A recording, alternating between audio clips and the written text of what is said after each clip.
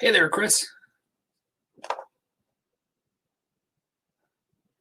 I'm just working on some chariots tonight. I saw you were working on some terrain.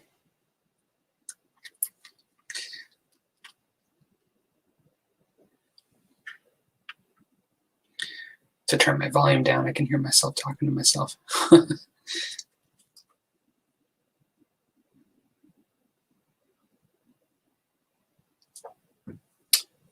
See if I can adjust this here.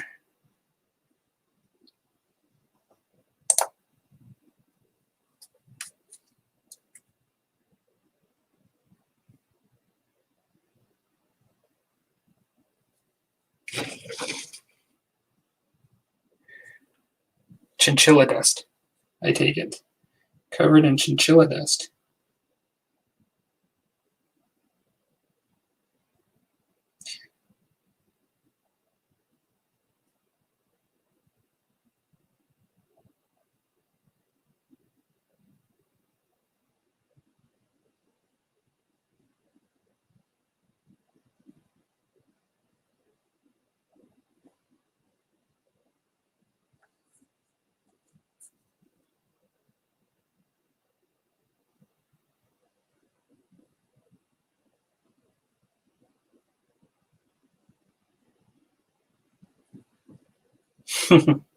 So how are you finding the chinchilla dust is working compared to other stuff you use?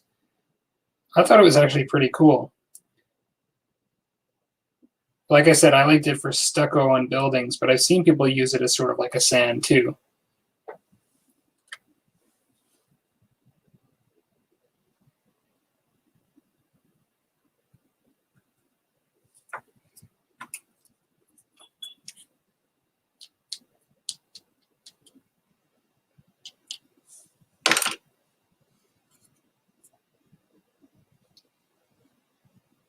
Hey Mel, thanks for joining.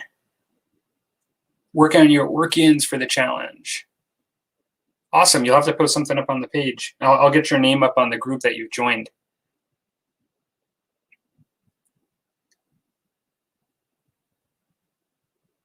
Oh, it's good that it's less mess with the chinchilla dust.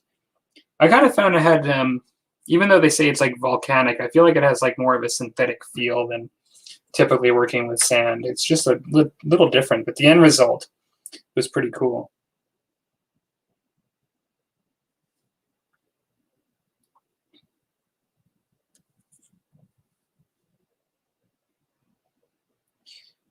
Yeah, Mel, you and Rusty are doing like tons of 15 mil for all your various fantasy games. It's very impressive. I know Brad is often on the show, lives locally here. He's doing a lot of 15s now too, and we're looking at most likely doing some AD&D battle system with him.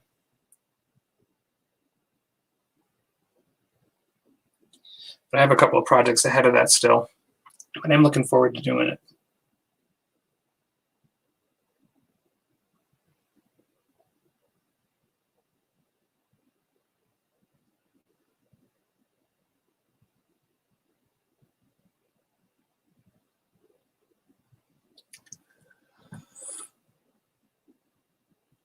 Washing resin for challenge, says Chris. So you're printing off some minis for the challenge?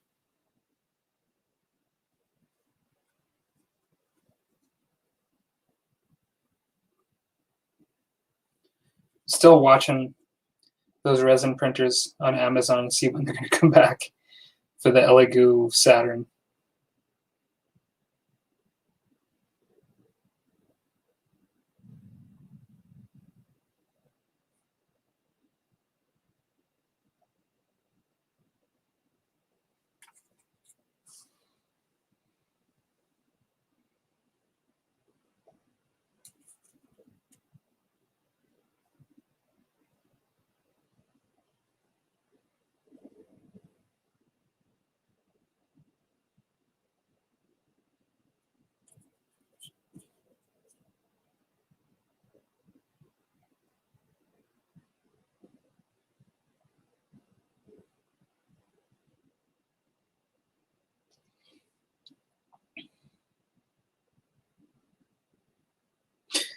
Yeah, I've mainly done 28s, but I'm kind of looking forward to trying 15s as well. I mean, I used I had done some in India sort of force for DBA that I haven't used, but I used some of my friends' 15s for DBA, and I did enjoy that. I'm kind of interested in just doing some AD&D stuff with 15 for battle systems. I think it'll be a lot of fun. I'm actually, I don't know, I'm kind of interested in a lot of different scales. I mean, I mainly do 28s, and I love the painting of 28s, but I was actually just chatting with Ralph Astley because he put some American Civil War up for 6 mil. And I was kind of thinking that down the road, I'd like to do some 6 mil Dark Ages one day for a mass battle system for Dark Ages. I think that would be a lot of fun.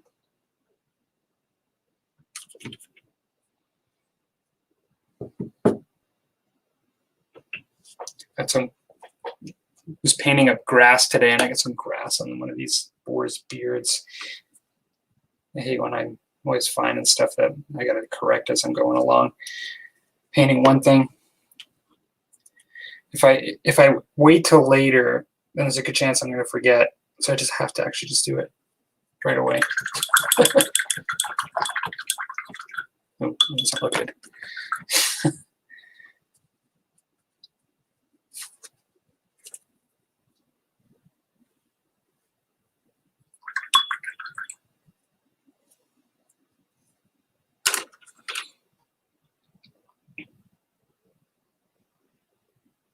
Now I have 3 times the LAV3 IFV for my modern Canadians. I bought them some time ago. So you're gonna do those up for the challenge. That's cool.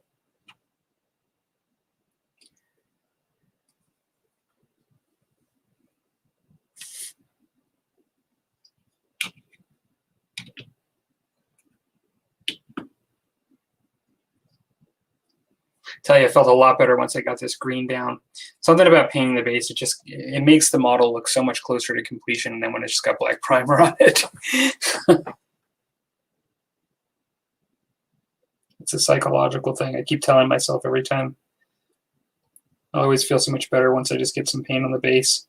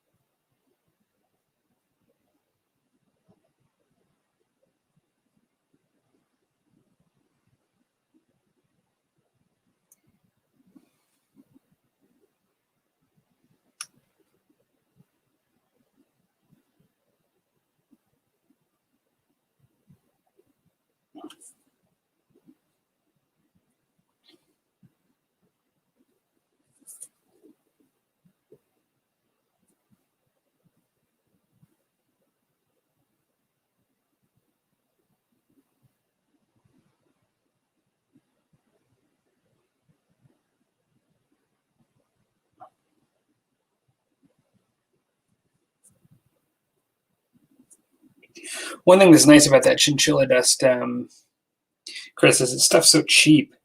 Like I don't know how much yours cost. That I got a different container, I think, but I don't remember it being a lot. I think like you pretty much get a lifetime supply.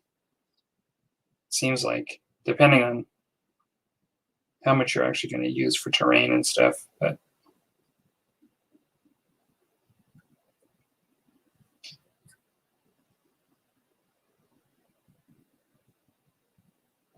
I mean, sand made by gaming companies usually costs more than it, like per pound, I think.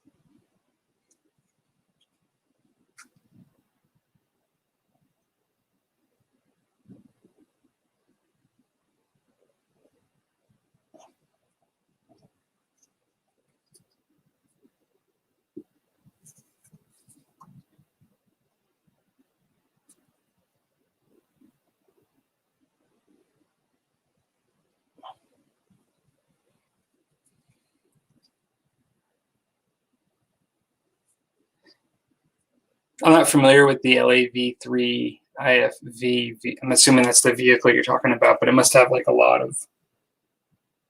Is it a tracked vehicle with the wheels like inside the tracks, or is it just like a lot of wheels?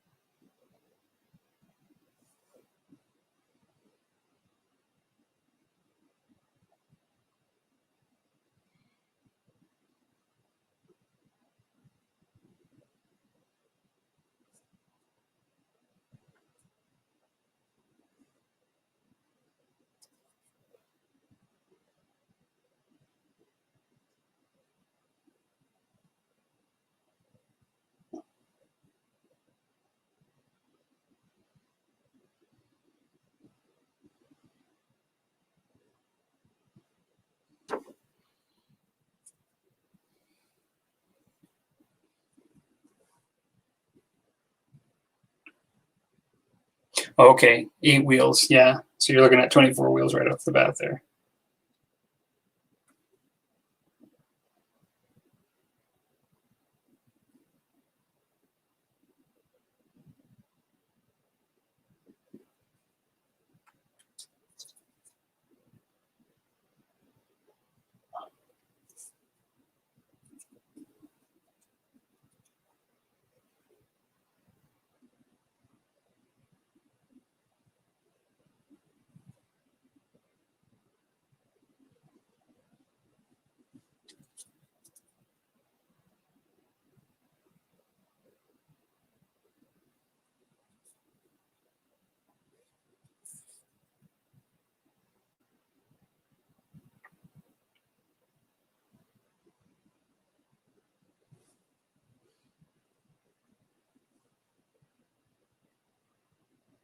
You've probably seen them in the Calgary area. Well, don't remember ever seeing them, to be honest.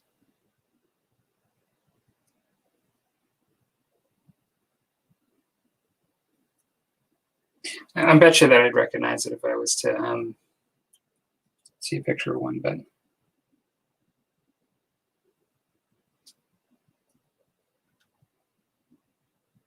it's sort of odd, but I don't really have, I probably know more, not that I'm an expert on World War II, but I probably know more about World War II tanks than I do like modern tanks and sort of lightly armored vehicles and stuff.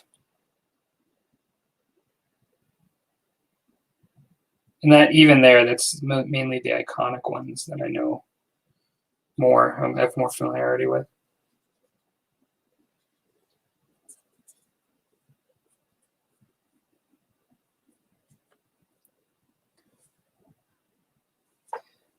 Painting hooves underneath this chariot.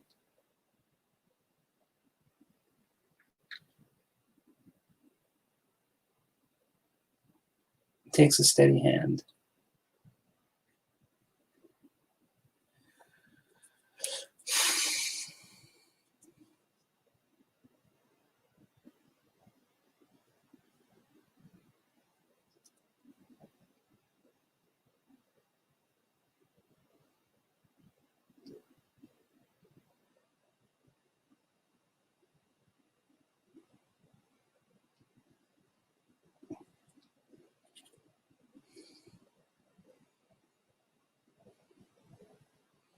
Not underneath the chariot, but what I mean is these boards are already lined up, and I'm painting underneath them already. But pretty close together, not a lot of room.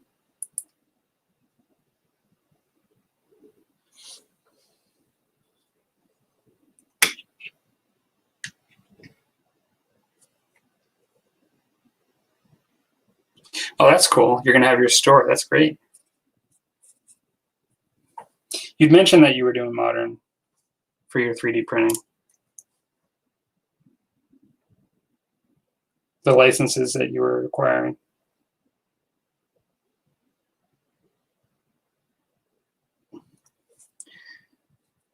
Have you well, I guess you've got all the printers you need for the moment.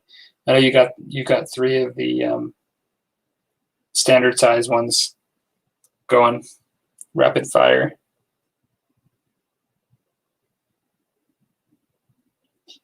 I saw a picture of the Mars Jupiter.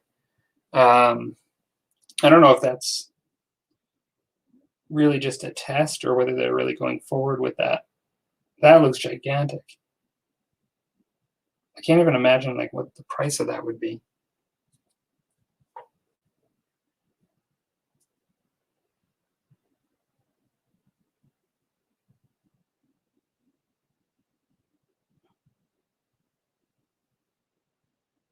Elegant Jupiter, I guess. I guess Mars Jupiter is kind of redundant.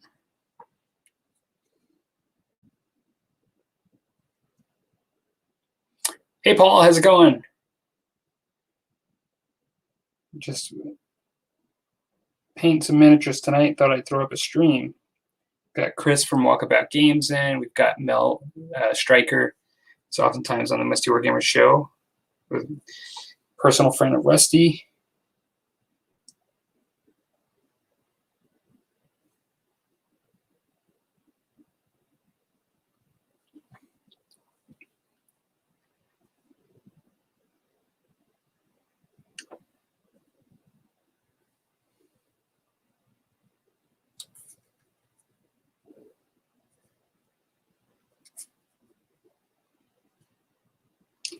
Chris, have you heard anything about that Elegoo Jupiter, that giant resin printer?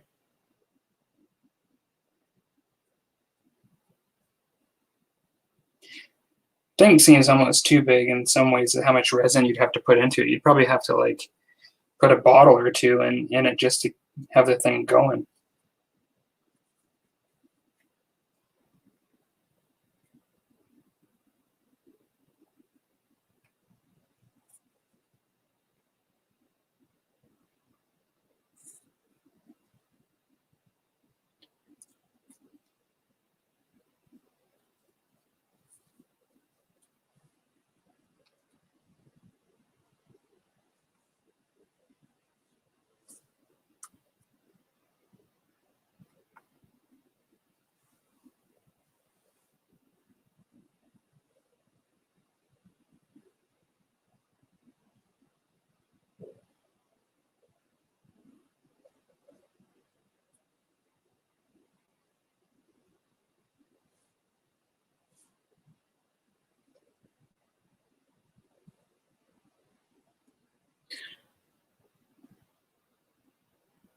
Yeah, that's what I was thinking, Chris.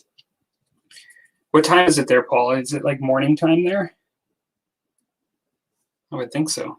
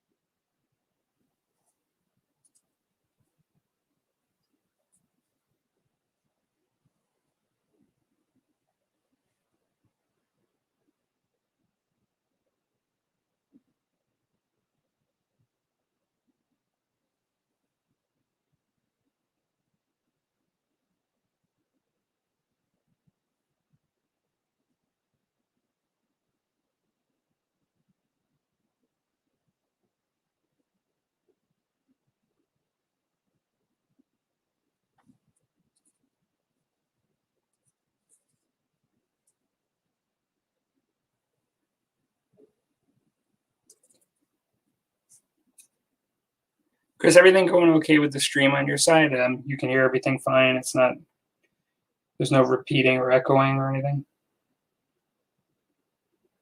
I tried to set it up with 2 cameras today on StreamYard, and with muting one of them and having some earbuds in, it seemed to do the trick to eliminate some of the audio problems. I haven't done too many like this before.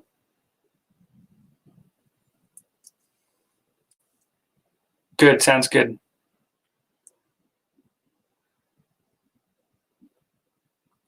Yeah, the chinchilla dust, the legendary chinchilla dust. I've seen people use it literally like for ground effect.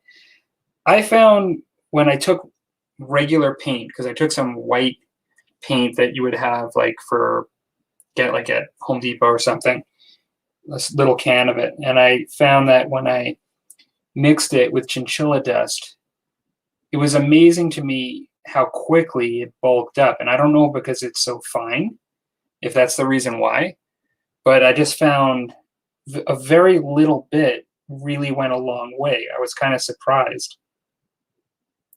That's one aspect.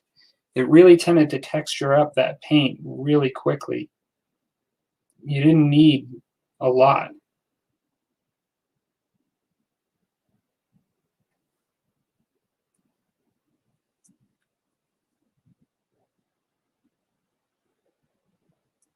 All right. One more chariot for hose.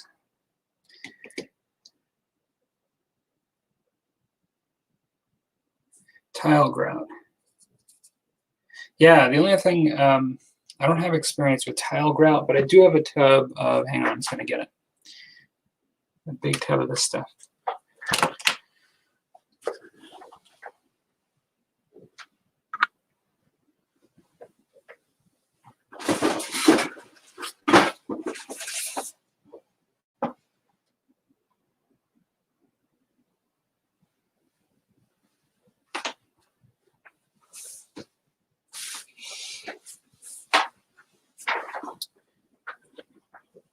I've got Quikrete Stucco.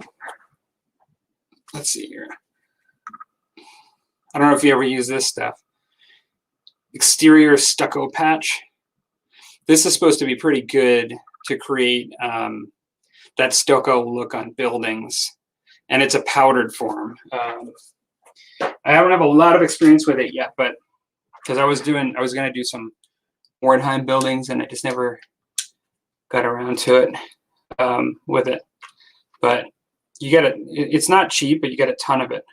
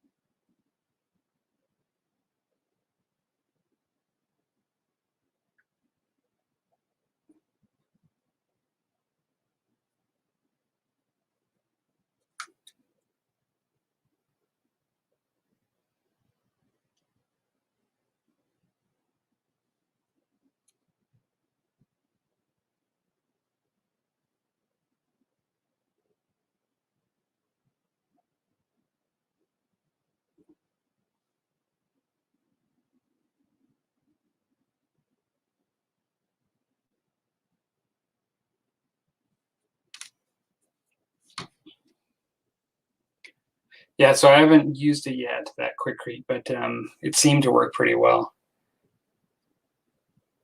from what I could see people using it online.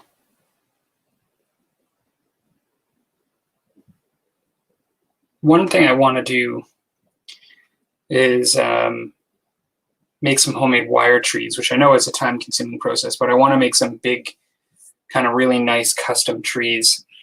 It seems like really the only way to get a really nice one is to put in the time and just kind of truly build it, like from wire. And I guess you can use a number of different things for the actual cement that you cement over the wire to make your bark. I was thinking maybe epoxy sculpt, but there are cheaper things. Like I've seen people use stuff like that. I've seen people use just a number of different products. But I'm looking at doing a wire tree, something that I can use for like games like Burrows and Badgers, and like even if I wanted to put like World of Twilight and even Warhammer Fantasy, just have like a nice big tree next to the house. You know, the buildings or something, not just like your normal standard run-of-the-mill tree plates for cover terrain, but something a little bit more epic. And so I have some horsehair. I was thinking about using that, making some custom wire tree, maybe just putting it on an MDF base, having a couple of those. I've never done one of those before. I've watched tons of videos on it. It seems like I've done one just through other people vicariously, because I've always planned to do it. I've got all this stuff. I've had it for a long time.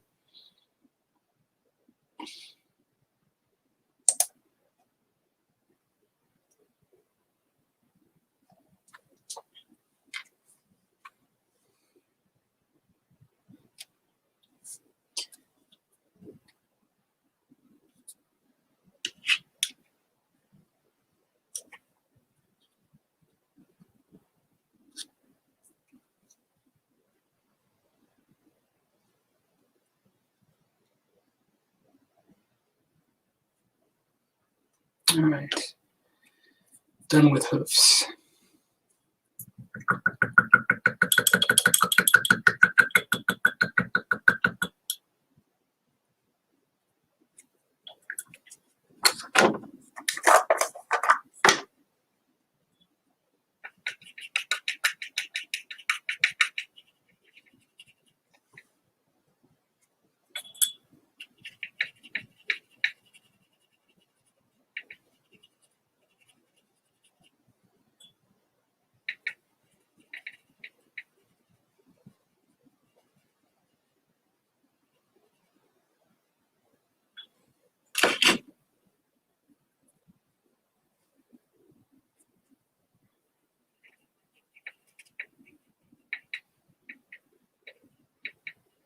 Yeah, you can get like so many cheap trees online, like from China and stuff like that. I noticed that. I've got some saved in my eBay list.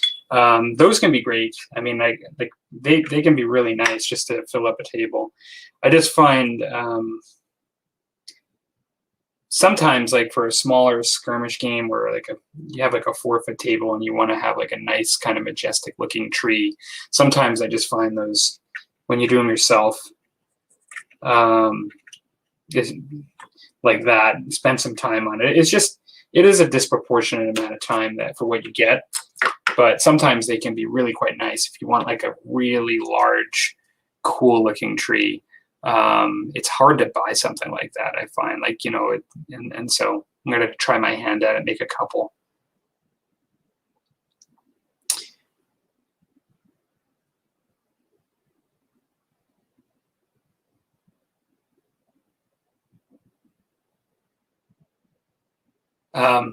Hey, Mel, that actually sounds interesting, using the real branches and sticks and stuff. Yeah, that is one of the hard things, is knowing sometimes the stuff that looks the best doesn't hold up. It's kind of why I was thinking maybe epoxy sculpt for if I do like a wire tree, and if I do it in epoxy sculpt, it will be really durable, and I can carve it and it'll look fairly ornate. It'll almost look like buying a heavy duty resin or plastic kind of thing, except it'll actually be stronger than like resin with a wire inside in the epoxy sculpt. But then, you know, like the foliage is always an issue with any tree, really. I mean, it's at best temporary, you know, in the long run. Hey, Brad, painting's going good. Just working on, I've got all these chariots here for the challenge, and I'm just working away on them. I just kind of finished painting some hooves, and now I'm gonna just kind of do a little bit of a dry brush on the skulls. And then just kind of work on some details before I start getting to a wash. And I'm going to do a dry brush on the base to brighten them up a bit, kind of like second edition Warhammer sort of esque. It's kind of what I'm looking. That's the look I'm going for.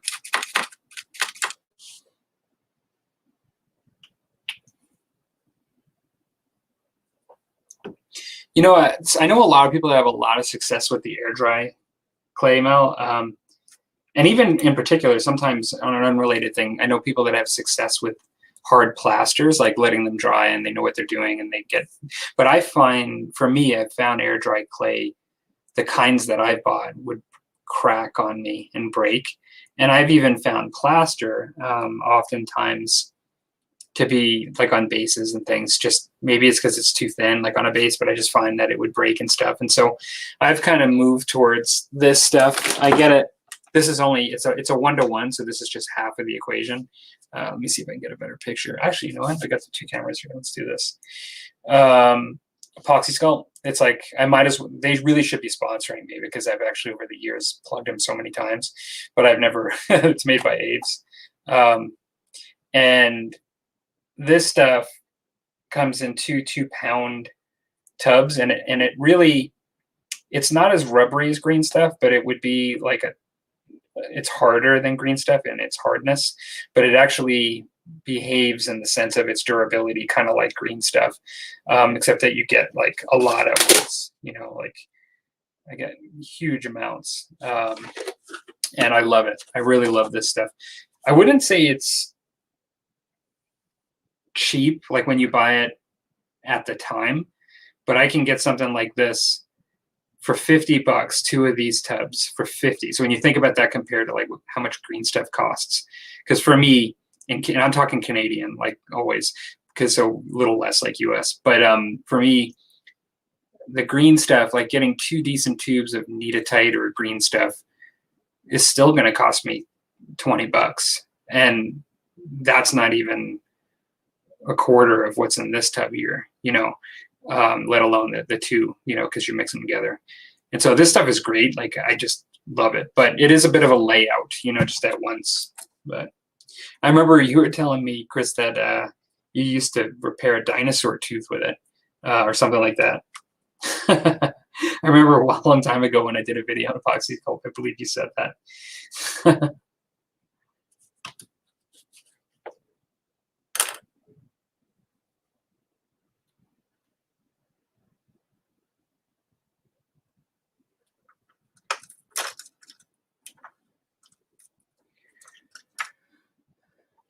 Which is the best dry brush for today? Let's see.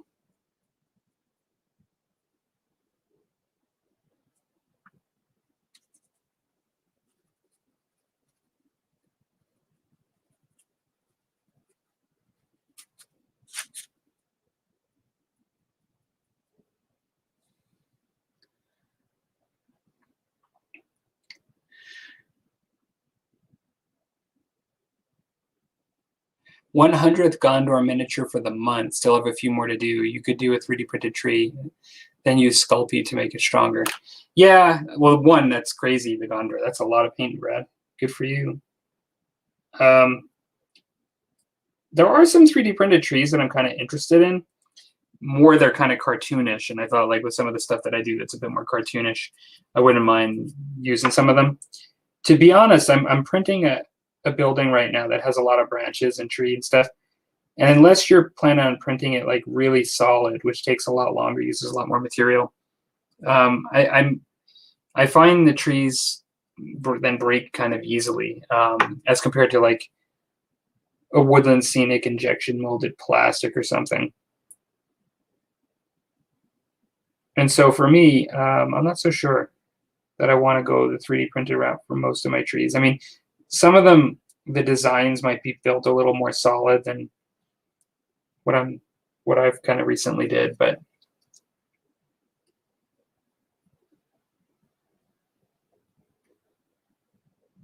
it's a lot of work. But like, I'm not sure if you're here when I first started talking about it just now, but some of the wire trees in the end, if you're just doing one or two trees, like to be like a showcase tree, I find the wire trees, to me, like personally, still kind of look the best. They're just disproportionately take more time. And so I guess you just have to want to do that. It's just a matter of opinion, though.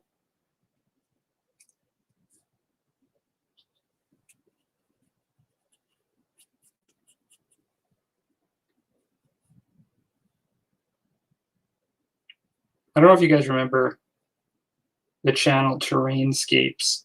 He's no longer,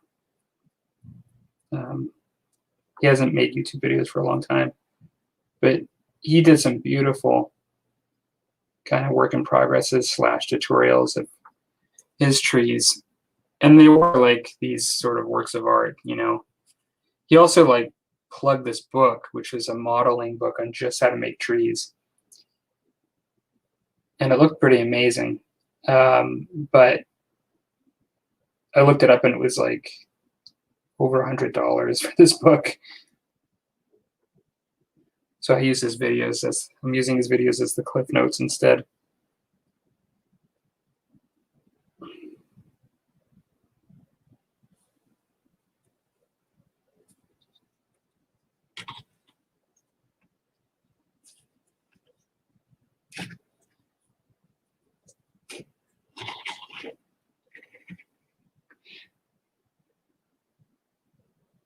Yeah, I love the wire trees, Brad. They're really cool. I mean, I love the look of them. I haven't done it myself. Maybe I'll get really frustrated. I don't know. But yeah, Chris, I agree. The Terrainscape stuff was just amazing.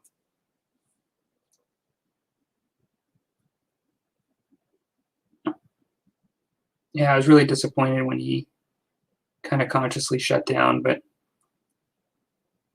what he put into it was just kind of insane. And I think you kind of, at that level of dedication, have to have like a plan in place that's working for you, or else it's really not as sustainable to do those kinds of videos and projects.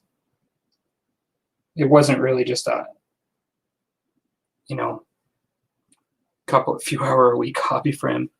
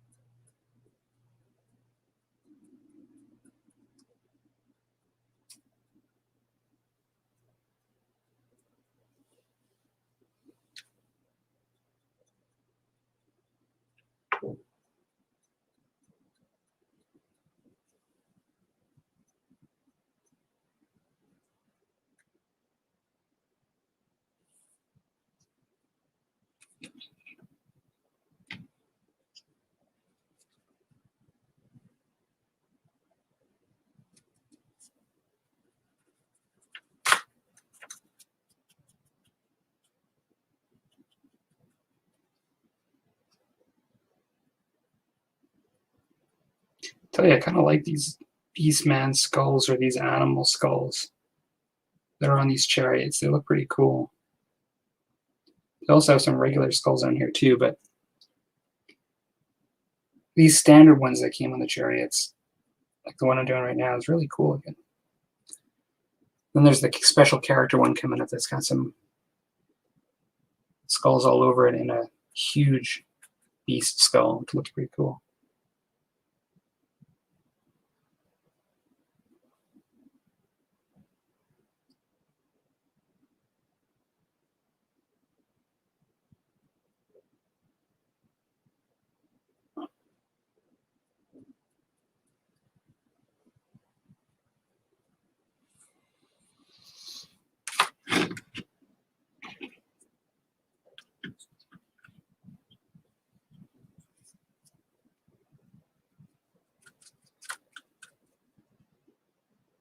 So Brad, are you working on your 101st Gondor miniature now, or are you doing something else?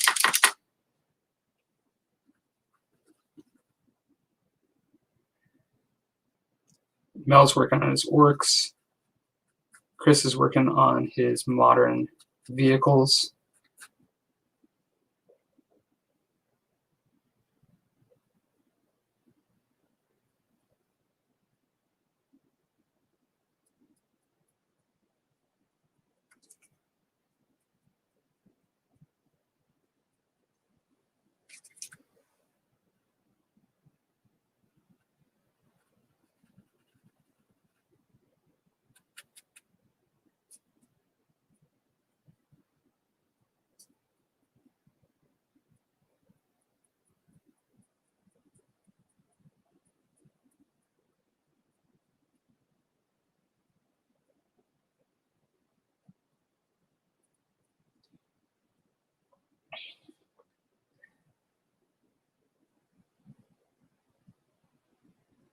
The Terrain Essentials. I'm not, which one is, who puts that one out? Is that from Terrainscapes? Or the Terrain Tutor or something? Or?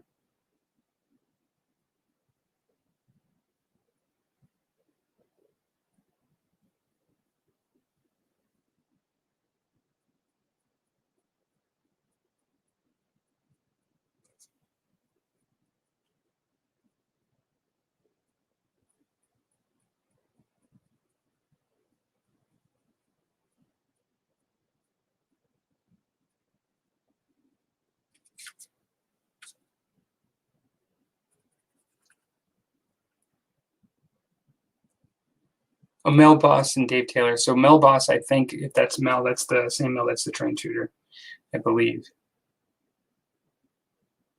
Yeah, yeah. That's cool. I saw that he was doing a Kickstarter for that a number of years ago, I think.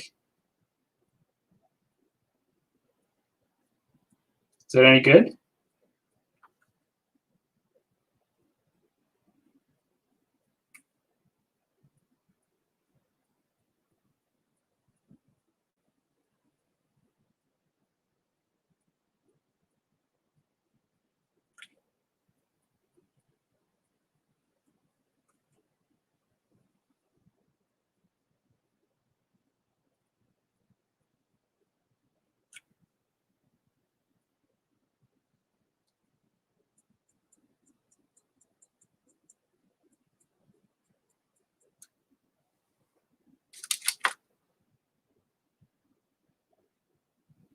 It's a great book. Okay, cool.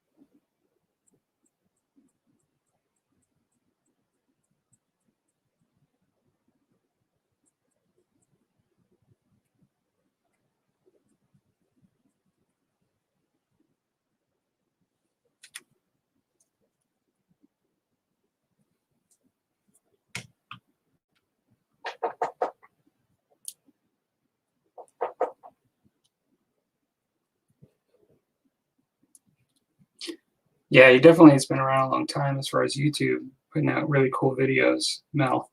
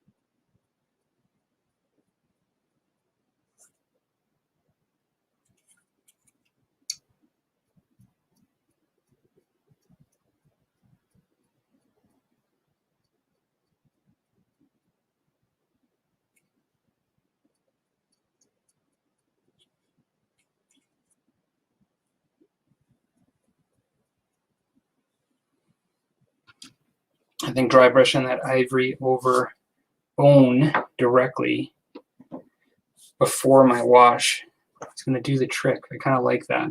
They're popping the bone kind of nice. And it'll kind of, I'll beat it down a bit with a wash and make them look a little dirty. And then with some highlights showing through from the ivory, I think it'll come out kind of nice.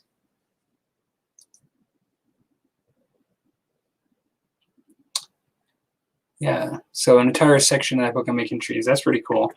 I know I've seen his videos, and he shows several methods in the way he makes trees. Like, I remember from his videos that he doesn't just do one necessarily. And I think he actually had videos on making wire trees, if I remember right. It's been a long time.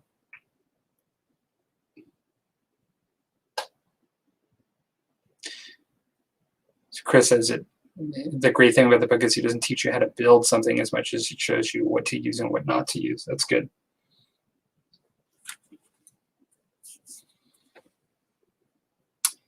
So what is next?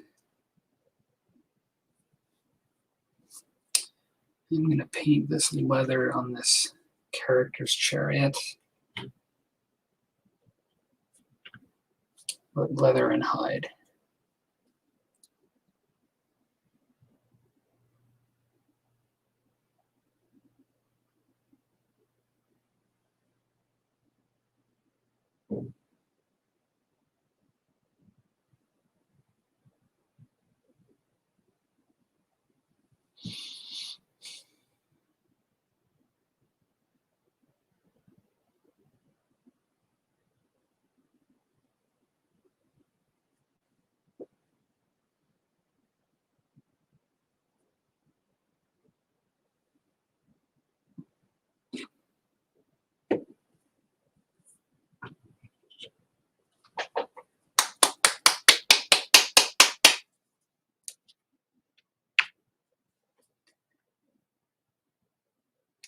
It's kind of unusual for me to paint late these days.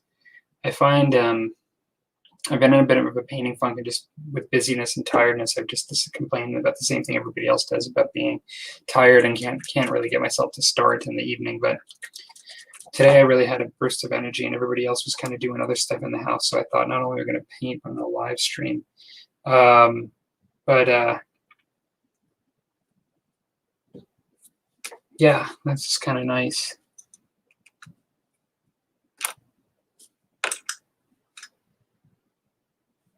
Sometimes lately I just find it's so much easier to do nothing than to get myself to sit down like I like to and paint. But the further I get along with a project, the more excited I get. I always find the hardest thing is starting. And now that I'm kind of getting to this point, I'm really kind of I'm enjoying the way these guys are coming out. And I think it's a bit of inspiration even to now do the characters that are behind them once I've got like these chariots done and sitting in front of me while I'm doing it.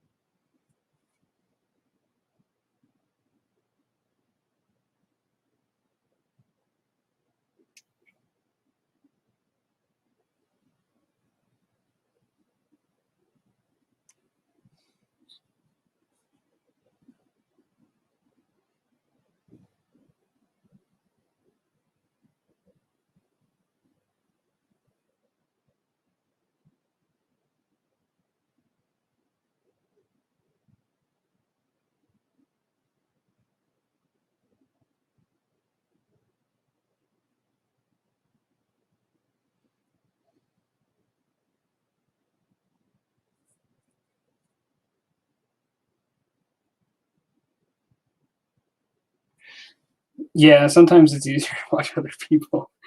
That's true. But actually 100 miniatures, Brad, is not, you're definitely not lazy, that's for sure. Getting all those done. That's nothing to scoff at.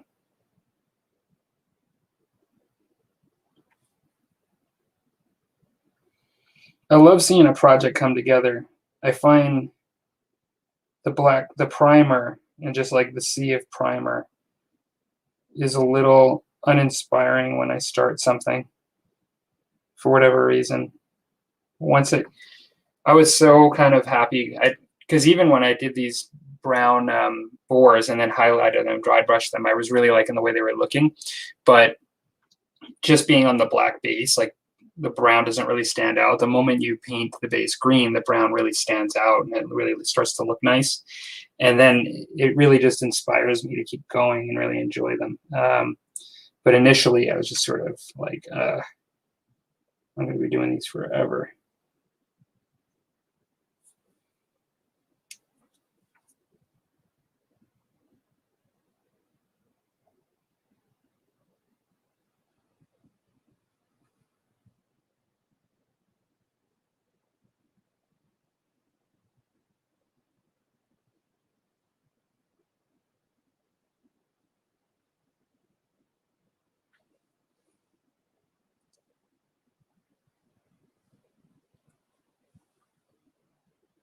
Yeah, that's true. Seeing the pile get smaller, seeing success. That's why some people have trouble with batch painting and would rather paint like 10 to 20 at a time rather than like 50 or 100, because it's just, it takes forever to see progress in some ways.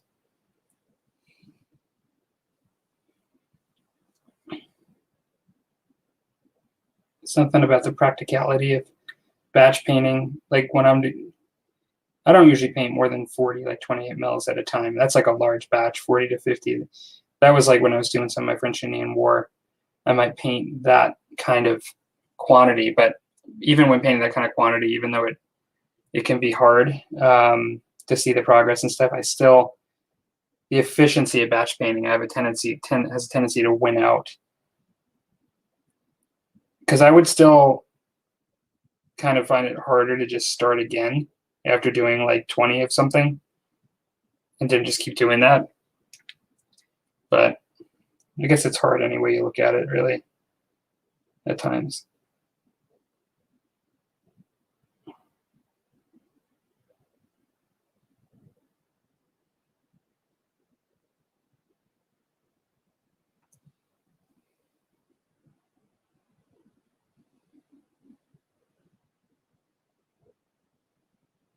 Yeah, I can see how that would be. Doing them in sixes would be easier to see the results.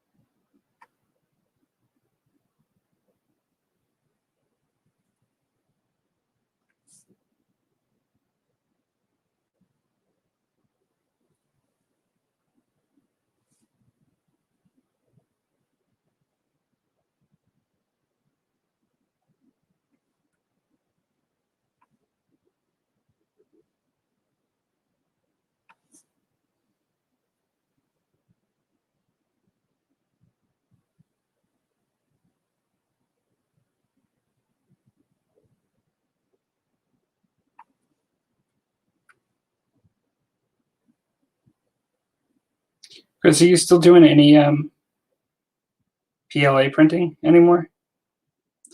You're kind of done with that now that you go on resin, or do you have it for use it for certain things?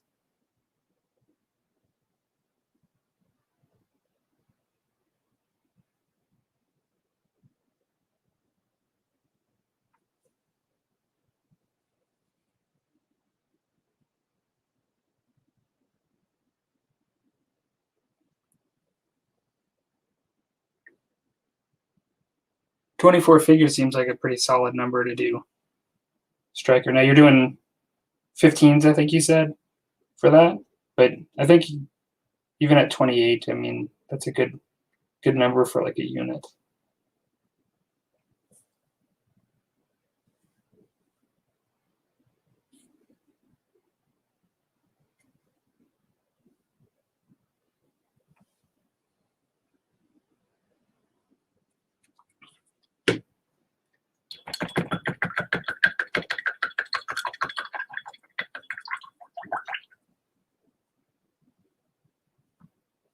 How much splicing do you do for large items with resin? I know you said that it can be done in the software that comes with the Elegoo. It seems like that's what you have to do if you want to do a large terrain piece in resin with the printer.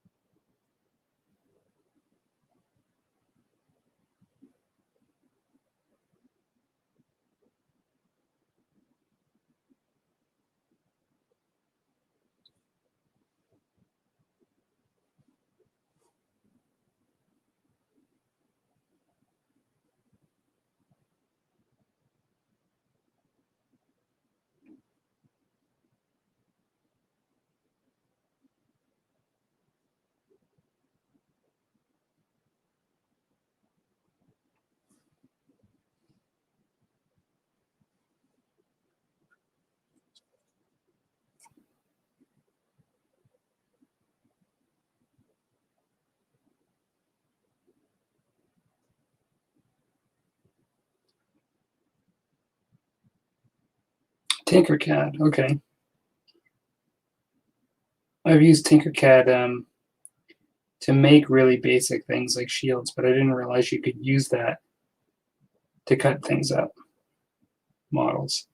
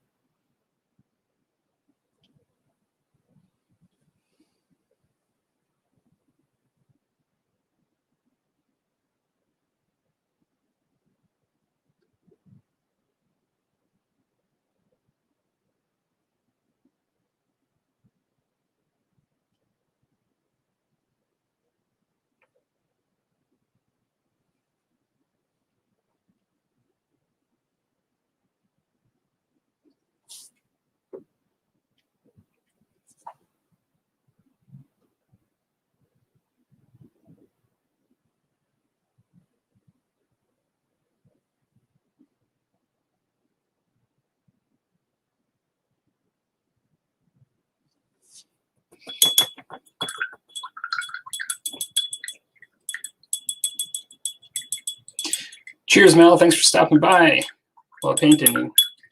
Yeah, I'll definitely put you up there as joining in with the orcs for the challenge. Talk to you later.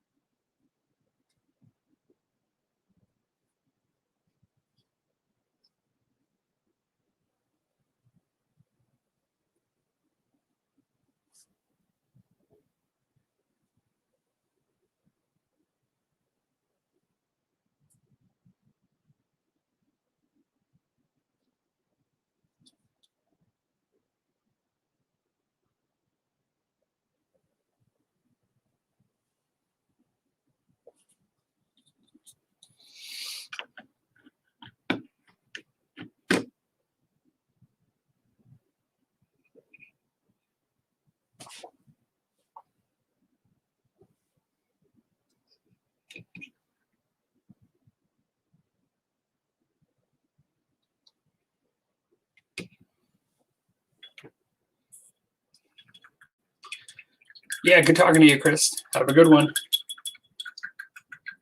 Thanks for stopping by.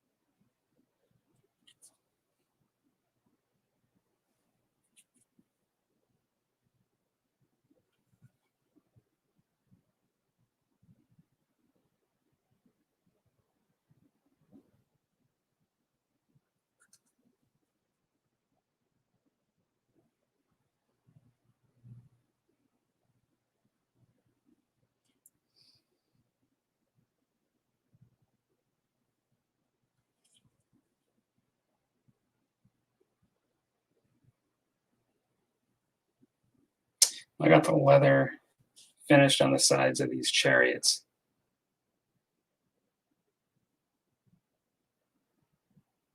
Without the wash. The side of this one. This is the only one that has like leather strip or hide on the sides. The others are just wood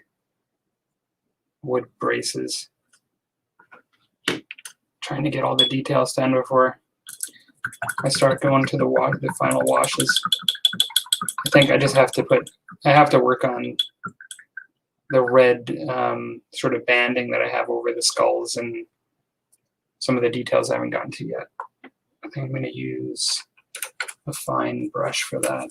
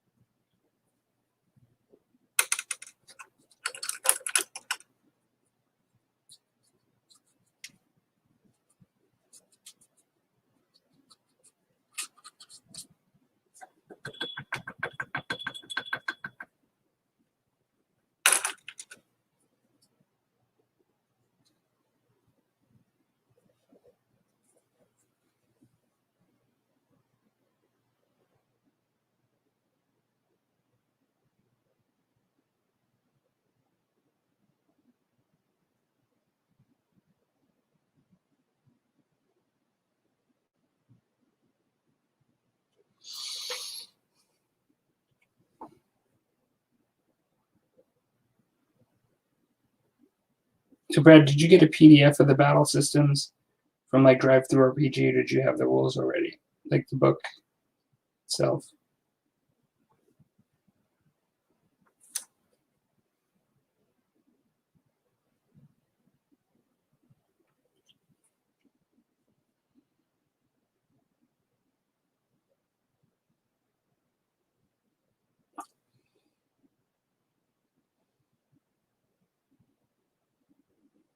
Yeah, the one with the hide is actually, he's a character. He's this guy here. Kind of hard to see because he's just prime black, but he is a named character within the Beastman army.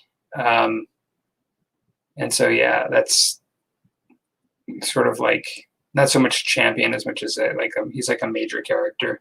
Can be like your general. And I also have, I believe, a model of him dismounted as well.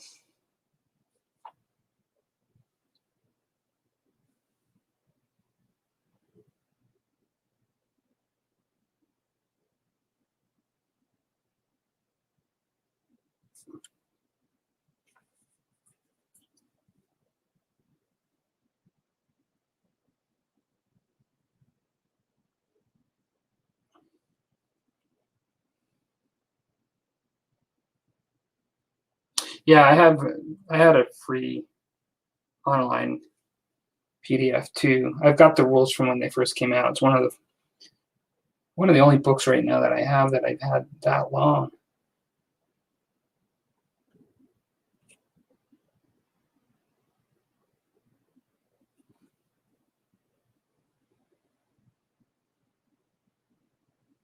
I think it's just going to be really nostalgic to play in the AD&D world, even if it's not playing D&D, just to have like all of the charts in the book are in the style of AD&D, and all the monsters and everything is like all based on that. So I think it'd just be a lot of fun.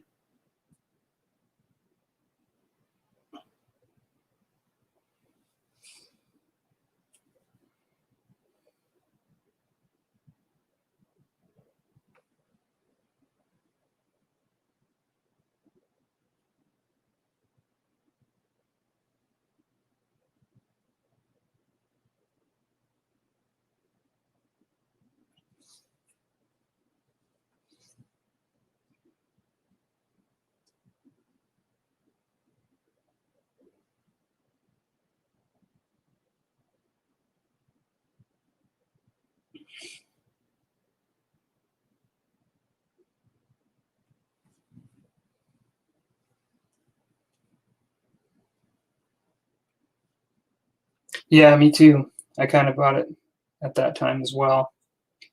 I actually was more of a D&D player at the time, but kind of thought it looked cool.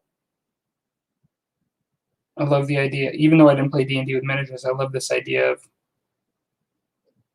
miniatures in D&D, and I just never got around to it.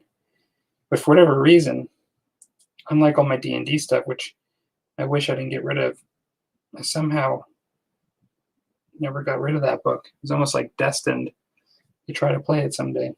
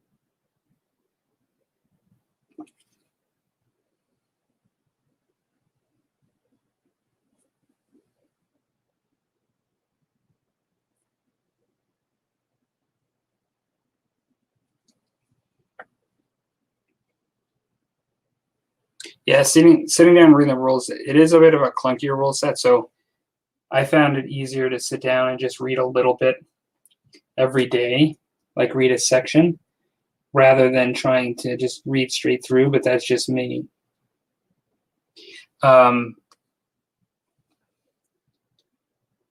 It's not as easy of a system as some of the newer games that are coming out these days, in my opinion.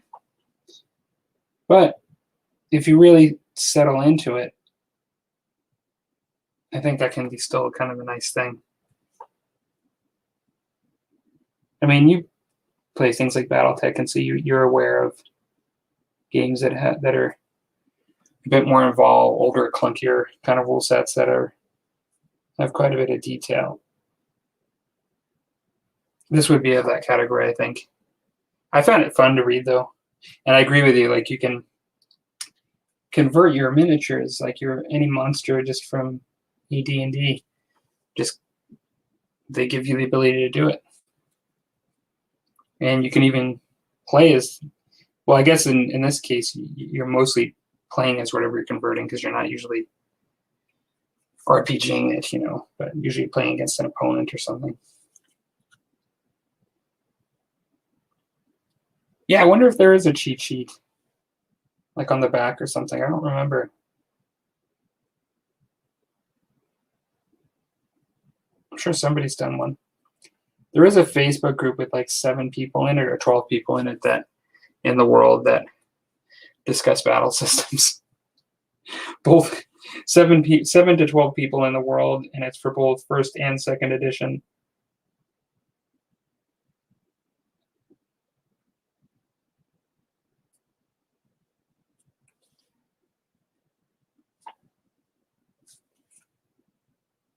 But probably a good resource, actually.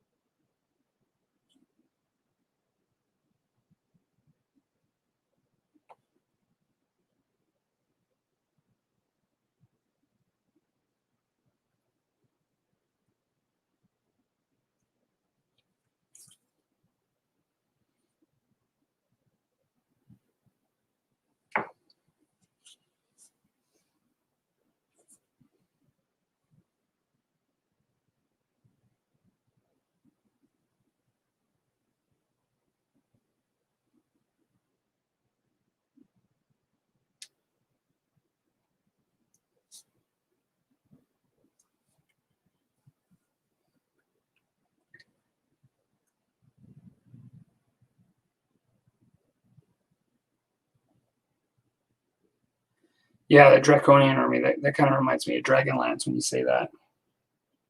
That's what I think of when I think of Draconians, the Dragonlance novels.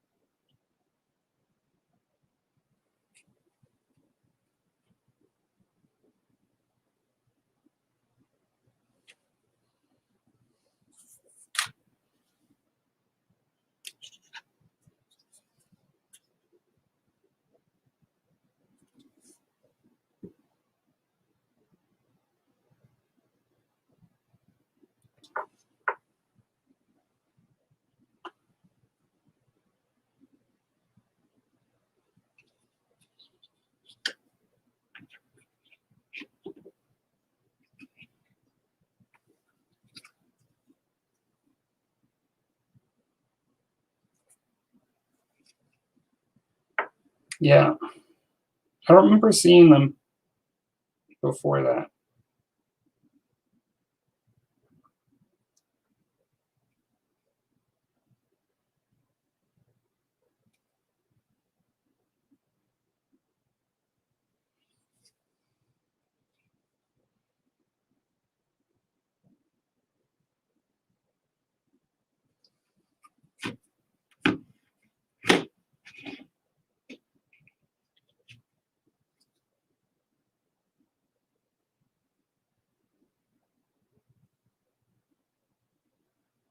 I haven't read all the. I mean, like, there's so many Dragonlance novels, but I remember the main, the Chronicles. I think they called it Quest. Like, um, it started out with like autumn, and then winter, and then spring.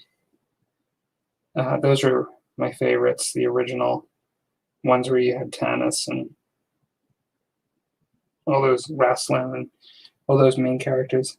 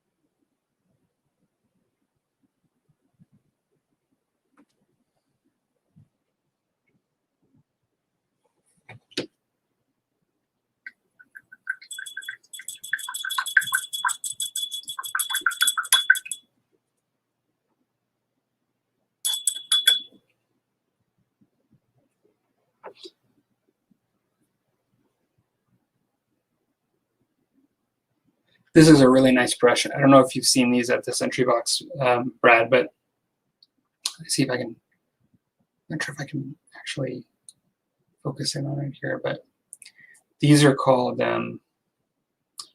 This is a 3/0, but it's FMX Super German SD 370. They're in the little brush section that's for odd brand brushes. They've been there ever since I can remember, and they've never stopped carrying them.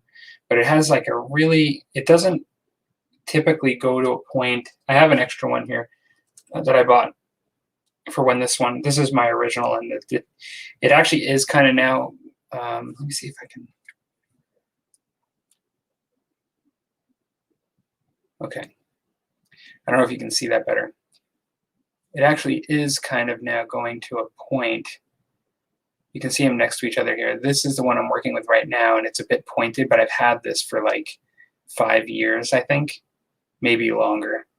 Now this one here next to it is brand new, and it's a bit more rectangular, and well, it just goes straight out and kind of blocks off at the end, versus goes to a point. But they're very thin brushes. They're not really what I use for eyes, but I use them for like really, really fine details mostly. I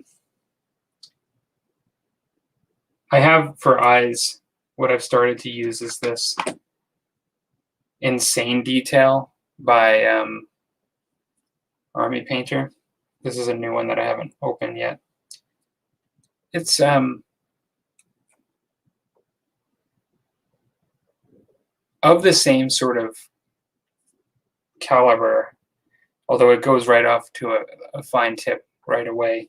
I don't find they last as long. For whatever reason, these ones here, when taken care of, they just seem to last me longer. But I've only ever seen them at the box, this brand.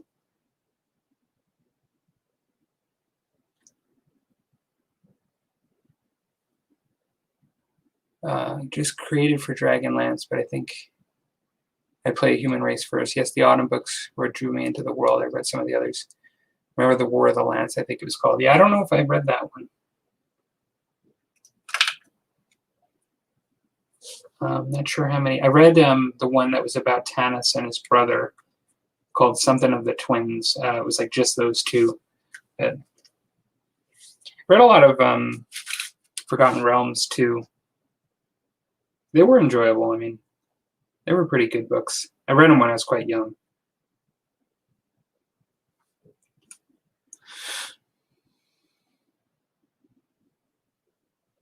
Eight years is great if you can. If you've got brushes that are lasting you that long, that's excellent.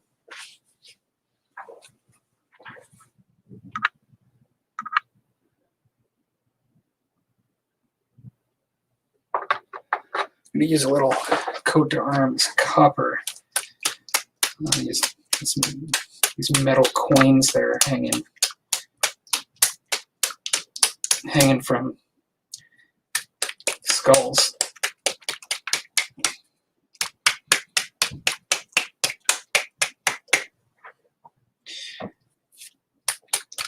I always liked the Crystal Shard, the Drizzt Do'Urden early books. Those were pretty good from Forgotten Realms, and I actually read those to my kids too. Like, we really enjoyed those. Read those years later.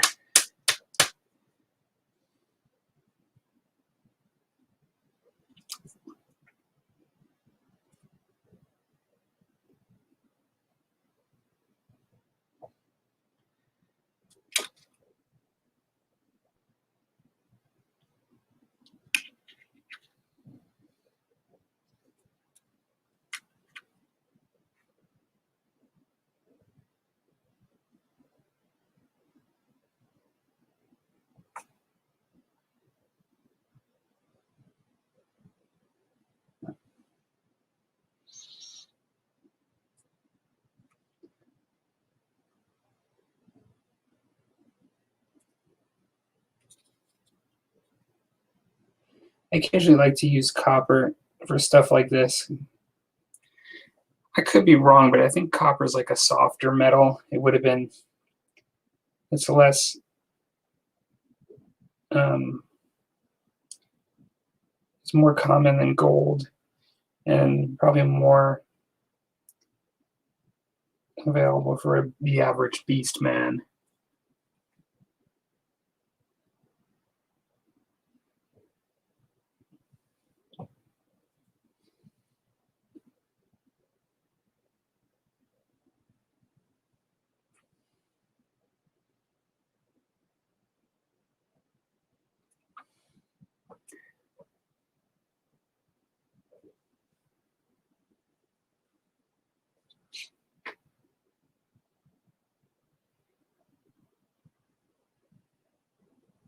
Yeah, Drizzt, I think he was always the main.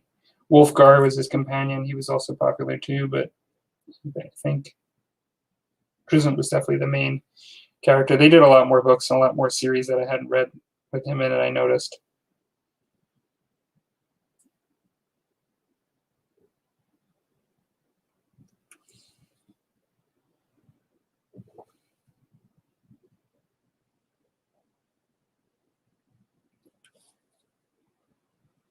Yeah, I like that. I like that. I probably, actually, I think since I actually changed the focus on here, I've not changed it back. There we go. I like that, the look of that copper on there.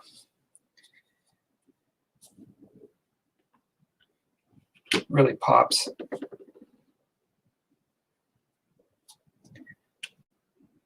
They don't all have coins though. I think that's the only one actually that has them. Oh no, they all do.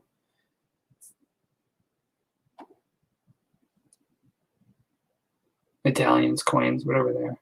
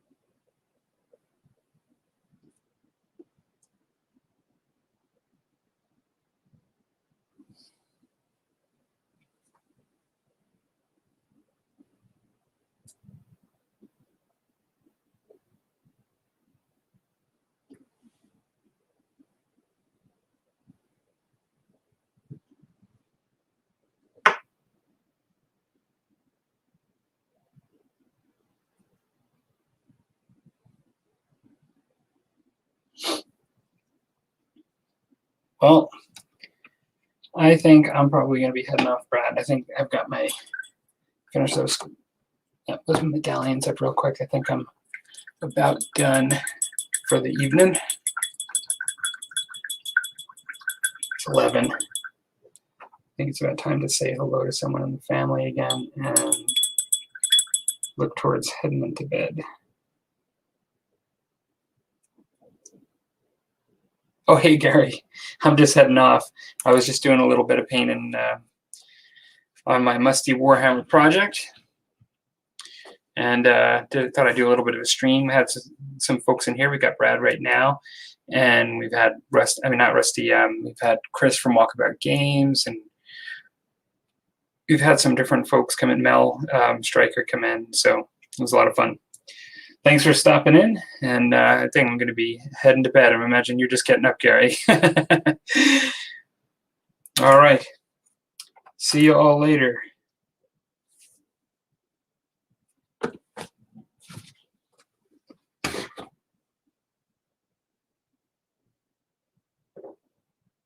Oh, hey, Ralph.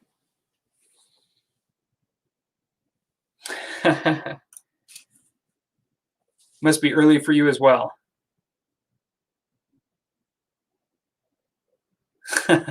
This isn't the Musty Wargamer show, Gary. It was just I just did a painting stream just to work on these chariots tonight, get some work done. I thought I'd do it with some company. So we've had a couple folks coming in and out, and so yeah, it was a lot of fun.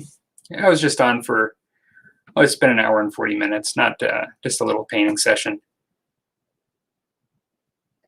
So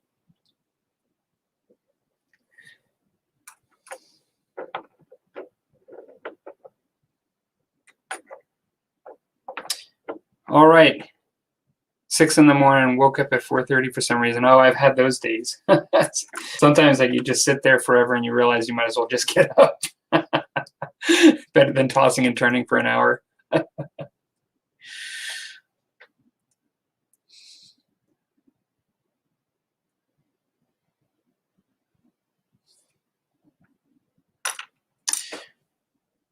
Well, gentlemen, I'm going to be heading off, so I'm sorry that I caught you later in this, but this was sort of spur of the moment. It's a Wednesday night. I don't typically do these kind of things, and occasionally I do it spur of the moment, and I'm just quite pleased that some folks jump in and keep me company, and that's been fun. But I guess that's what this is my project I'm working on for these Beastmen, and I've got these 5 chariots here that I'm pretty close to just putting some washes on and dry brushing the green, and just to make them a little bit more to highlight the base a bit, and then I'll be set to work on the folks that'll be going on them and that banner bearer in the back, so that'll be good. So all right, gentlemen, I'm going to head off, and thanks for stopping by, saying hello, and talk to you later.